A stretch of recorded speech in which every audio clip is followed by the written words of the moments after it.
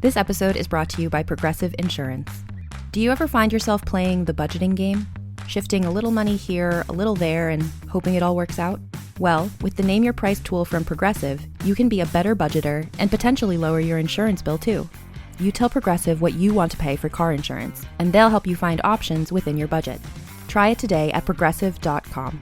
Progressive Casualty Insurance Company and Affiliates. Price and coverage match limited by state law. Not available in all states.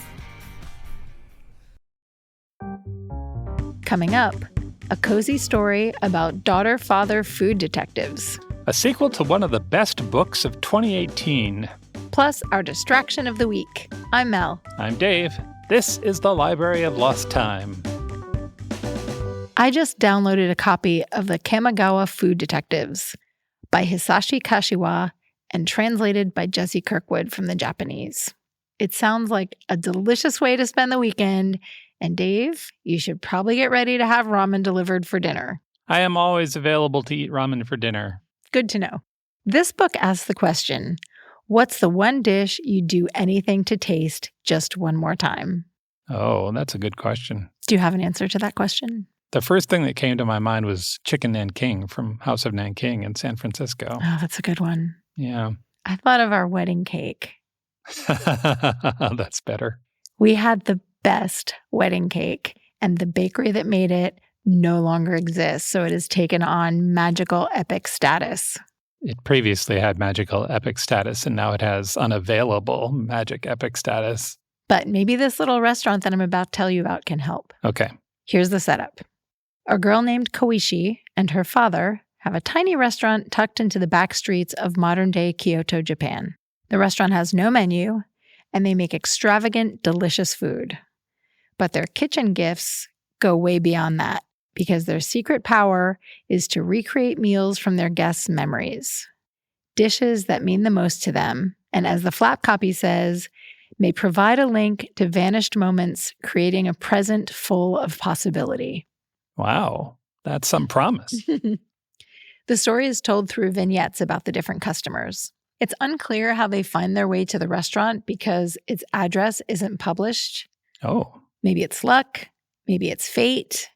Each chapter is named for a different dish, and the pages are packed with descriptions of food. Sushi, pork belly simmered in tea, deep-fried tofu, prawn tempura, and a bowl of udon that made my stomach growl. It sounded so good. And the quests of each of the guests are really sweet. A businessman hopes to taste the sushi he ate on the neighbor's veranda as a child. A piano teacher craves a particular tonkatsu. A widower yearns for udon the way his late wife used to make it. Aw. The book was first published in Japan in 2013, and it's sold in 18 countries so far. The English translation just came out. There's a Japanese language TV show from 2016, and I read a rumor of a US version, but I couldn't find anything to back that up. But for now, you could start with the book. Yeah. It's The Kamogawa Food Detectives by Hisashi Kashiwai, translated by Jesse Kirkwood. Tommy Orange is an author who's known for his 2018 book, There. It's about modern Native American life. It follows 12 different characters traveling to the big powwow at the Oakland Coliseum in the mid-2010s. It's a bit of a collage. The voice jumps around between first, second, and third. The book has nonfiction essays. There's one right in the middle of the book. It was Orange's first book. Wow, that is really bold for a first-time author. It was, yeah. He has a bachelor's degree in sound design, and he was working at a bookstore, and he started reading, and then he decided he needed to write. There was well received.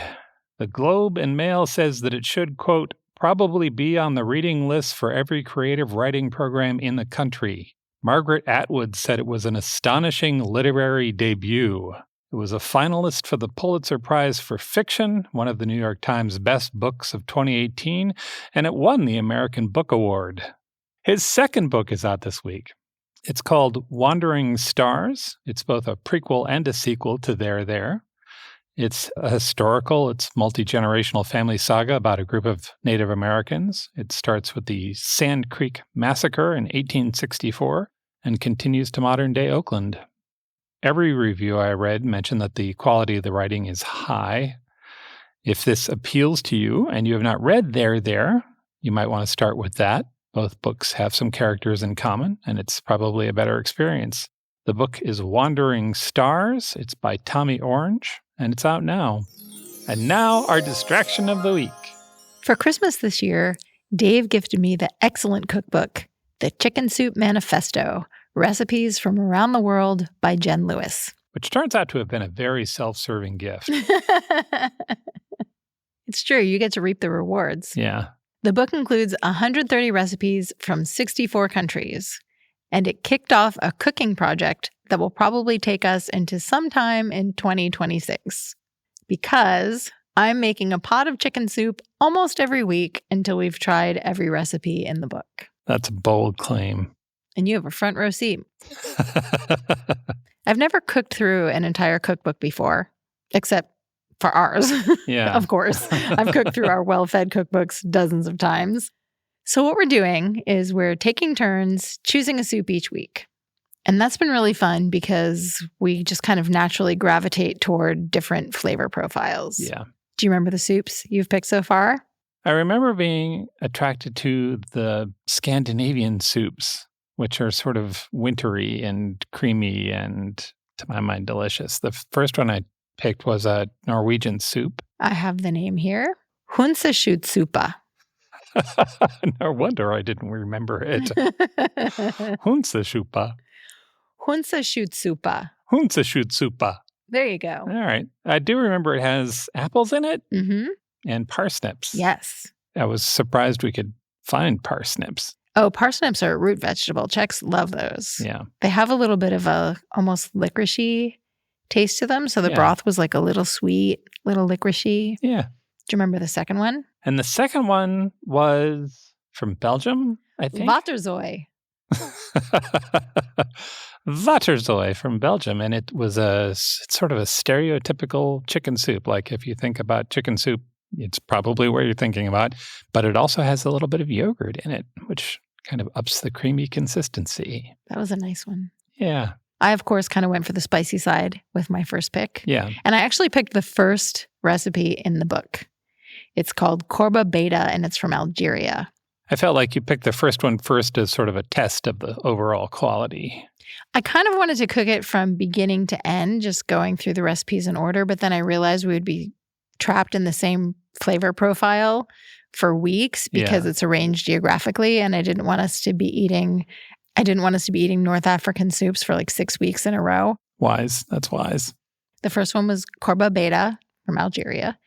It had a little bit of cinnamon, but just like the faintest touch of cinnamon. I can be pretty heavy-handed with spices because I like things to have a lot of fragrance to them. But this just had like cinnamon as a whisper. And it's silky because at the end, you thicken the broth with a couple of egg yolks, which is a really good trick that I did not know. And I feel like I will be applying frequently. Then we had one called Kotasupa from Greece. I'm sure my accent was perfect. Everything kind of has the same weird accent. I don't know. Sorry, everyone in the world. This one was kind of light and sunny, which was perfect for February. It has a little diced zucchini and potato, and you finish it off with a spritz of lemon juice. And my notes say it was fantastic on day 3. Oh, well, there you go. Yeah. So why chicken soup? Why did this chef devote herself to 130 different recipes for chicken soup? Her answer is that cultures that eat meat invariably eat chicken. It's readily available, it's affordable, it tastes good. In lots of places in the world, people have chickens scratching around the yard of their house. Sure. And where there's chicken soup. Jen Lewis, the author, said that when she talked to people about chicken soup, they loved it for 2 big reasons. A lot of them said, it's very healthy and nourishing. Yeah. And they also said, it's a great hangover cure. Both truths hold. As far as anyone can tell, the first person to say something like, you look sick, eat some chicken soup, was the Sephardic rabbi Moses Maimonides in the 12th century, which makes sense because chicken soup is also known as Jewish penicillin. That idea sunk in for the author one fall day a few years ago. She was on a work trip in San Diego and woke up with a terrible cold and she was scheduled to fly home to Portland, Oregon that day. That sucks when you're sick and you have to get on a plane. The worst. She called her sister, complaining about how lousy she felt and how it was the longest flight ever. And when she got home, exhausted, her sister surprised her with a giant pot of homemade chicken soup. Oh, that's nice. She says that a pot of chicken soup is the ultimate gesture of love. So for Valentine's this past Wednesday, I made you an extra special pot of soup. And it was delicious. It's called chupa de pollo con chipotle, and it's from Peru. And the broth, is flavored with chipotle chilies and adobo sauce. If you are not familiar, chipotle chilies are jalapenos that have been dried and smoked. So they're really flavorful, but they're not too hot. And so those went into the broth with a lot of garlic and cumin, and that all got simmered. And then you puree it so it gets thick. And you put in potatoes and hominy. That's big corn kernels. And then you add a little cream and a little lime juice. It was just like taking a trip to Peru. Yeah. I think. I've never actually been to Peru. I 100% recommend the Chicken Soup Manifesto. But you could also do this kind of project with any cookbook that you're really excited about. There's a cookbook I've been thinking about cooking my way through ever since I found out about it. Oh, really? It's called Nachos for Dinner by Dan Whalen. If that isn't the perfect summary of our personalities, I will make you healthy, nourishing chicken soup. I will make you nachos. I mean, And we'll watch a show. I do like nachos. Yeah. I should also mention that throughout season 6 of our Strong Sense of Place podcast, which is coming up soon, I'll be sharing our soup adventures on Patreon. I'll post the recipe and any adjustments I made to it, along with photos and what Dave and I thought of it. If that sounds tasty to you, now would be a delicious time to join our community on Patreon. Visit strongsenseofplace.com/library for more on the books we talked about today and links to interviews with Jen Lewis and recipes from her book. Thanks for joining us in the Library of Lost Time. Remember to visit your local library and your independent bookstore to lose some time yourself. Stay curious. We'll talk to you soon.